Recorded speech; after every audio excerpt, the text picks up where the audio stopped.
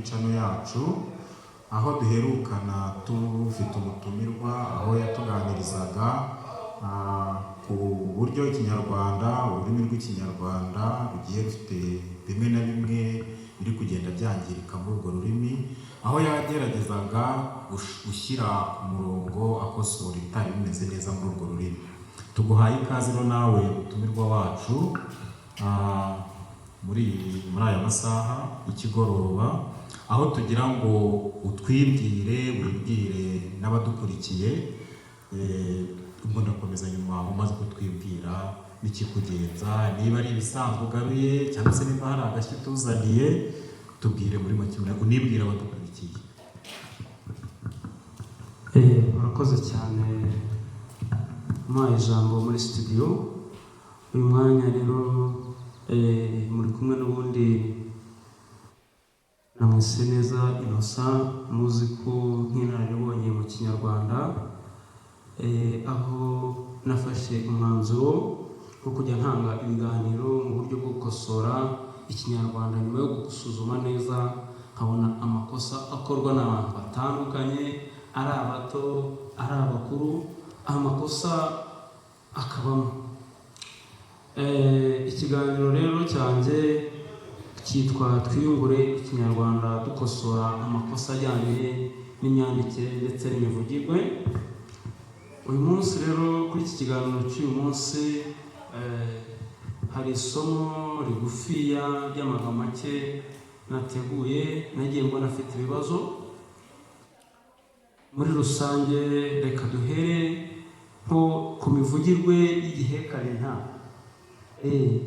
Igihekane nta ku mivugirwe cyane cyane ari abana, abiga ndetse n'abantu bakuru.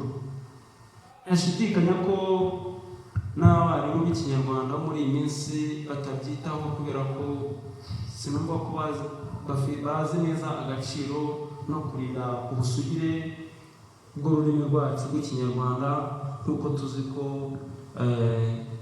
ari ingobyi y'umuco nyarwanda. Iki gihekane nta rero, iyo umuntu ashaka kuvuga intebe, we arivugira ngo intebe, aho yashaka kuvuga ngo iyo ashaka kuvuga intebe, ku kigo cyo kuvuga intebe avuga intebe, ahari nta akahashyira akavugamo na. Intama, hari kuvuga igihekane nta akavuga intama. Intara akivugira intara.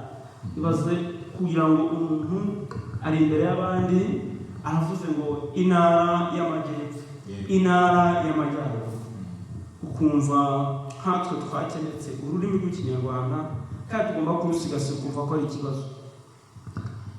Hari n'aho ashobora kubicurikana none, ahari na bakavugamo nta.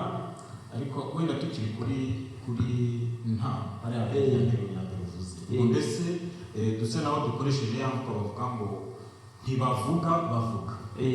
Ubu ushatse kuvuga ko ntibavuga bavuga, tubwire ntibavuga intebe bavuga intebe, ntibavuga intara bavuga intara. Umwimerere ukumva nimba harimo ijwi ry'inyamazuru rikumvikana, kuko aho imivugirwe y'inyajwi cyangwa y'ingombajwi, aho wumva ubuturike bw'ijwi ukumva ko riturika, kuko ngo ni inyarusenge, kuko ukumva ko ururimi rukora mu gisenge cy'akanwa, kuko mpamvu bayita inyarusenge. Hari izo bita inyamazuru, ukumva ko ijwi rituruka mu mazuru. Noneho hari n'aho iyari na bayihinduramo na. Numvise ahantu kenshi abana bakoresha yari kuvuga inuma akavuga intuma. Aho kuvuga ngo inuma akavuga intuma. Ntibavuga rero intuma, bavuga inuma. Ndenze kuri icyo gihekane, hari ahandi nifuza ko nanone bashyira imbaraga bagaca umurongo ku gihekane nta. Gihekane nta. Bo bavugamo ma.